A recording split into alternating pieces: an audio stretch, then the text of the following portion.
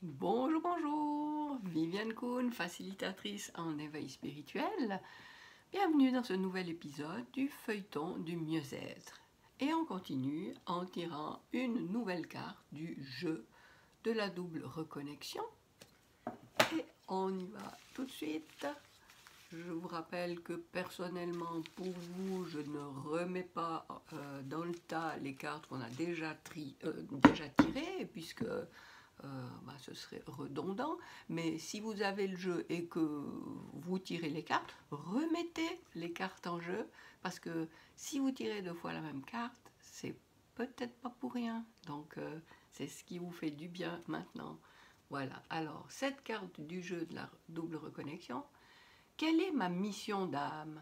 Guérir pour retrouver ma puissance et l'incarner.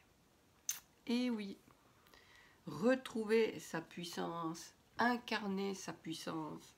Lorsque j'explique ce qu'est pour moi l'éveil spirituel, qui commence, c'est ma vision des choses, au moment où on s'est oublié, perdu du sens à sa vie, complètement mis de côté la partie lumineuse qui nous permet justement de mettre du sens à ce qu'on fait dans sa vie.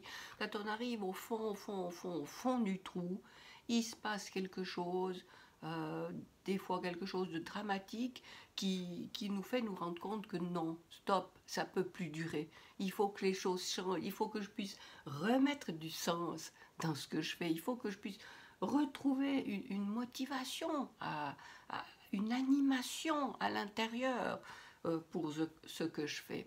Et, et c'est ce point-là qui pour moi est le début du chemin d'éveil spirituel qui nous amène alors justement sur une route où on va raviver cette petite flamme qui s'était éteinte en nous et on va lui donner toujours plus de force, toujours plus de force, toujours plus de force et on va lui redonner à cette flamme intérieure la place qu'elle mérite puisque c'est elle qui va nous guider dans notre vie, qui va animer ce que nous avons envie de faire. Et notre mission, c'est quoi? C'est ça, c'est d'aller rallumer cette flamme intérieure qui s'est éteinte. Pourquoi?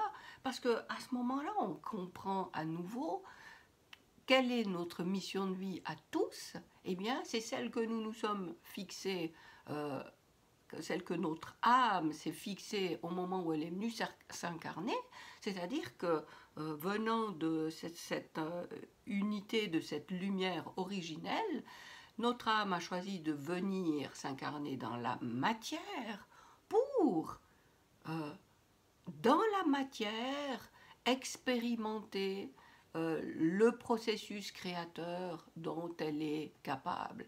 Notre âme, dans l'univers d'origine, est capable de tout. Tout est possible dans cet univers. Mais dans le monde de dualité qu'elle a choisi pour venir expérimenter son incarnation, est-ce que c'est possible?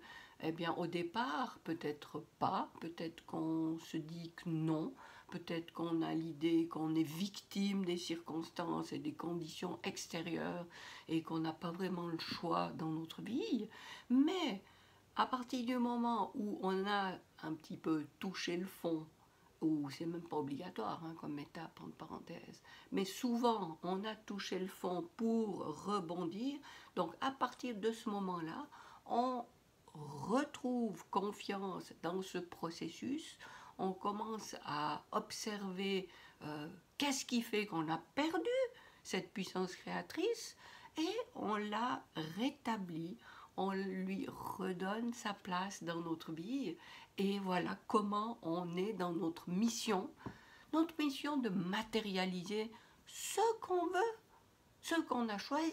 Après, ce qu'on croit être notre mission, c'est plus qu'un cahier des charges qu'on décide, qu'on peut changer au fil du temps. Une fois réussi quelque chose, on peut choisir autre chose. Mais la mission elle-même, c'est de retrouver la capacité de le faire.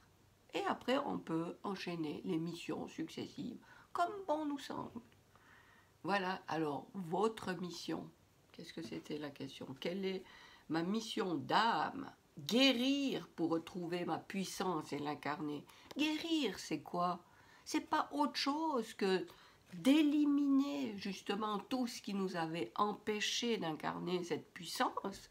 Et comment on guérit? Eh bien, comme je l'ai déjà dit à moult reprises, on sort sa loupe de Sherlock Holmes, on observe en agissant, en réagissant, en pensant, en étant qui nous sommes, qu'est-ce qui vient prendre les commandes de tout ça? Et puis en observant, on identifie ce qui se passe, on identifie quels sont les blocages, on identifie quelles sont les peurs, les pleurs, pourquoi pas, qui nous empêchent d'être complètement dans ce que nous voulons et de réussir à matérialiser ce que nous voulons. Voilà, c'était une carte supplémentaire du jeu de la double reconnexion dans cet épisode. Dans ce nouvel épisode du feuilleton du mieux-être, écoute, désolée du petit blanc. Et puis je me réjouis de vous trouver pour la suite. Et surtout, j'espère que ce que je vous transmets dans chacun de ces épisodes, vous l'appliquez. Dans votre journée, vous repensez à quelque chose qu'on a abordé ici, et puis essayez d'appliquer. C'est comme ça qu'on progresse sur son chemin d'éveil spirituel. Si vous écoutez une vidéo et puis vous dites « Ah ouais, c'est intéressant », ça ne va pas faire avancer les choses pour vous. À part que, comme dans l'épisode précédent, je vous ai parlé d'infobésité, ben voilà, ça contribue à vous amener une masse d'informations, mais si vous ne l'exploitez pas pour votre vie, pour votre chemin, ça ne sert pas à grand-chose. Alors, appliquez, pensez-y, et ça va aller de mieux en mieux, je peux vous le garantir. Voilà, je vous dis à un prochain épisode. Au revoir.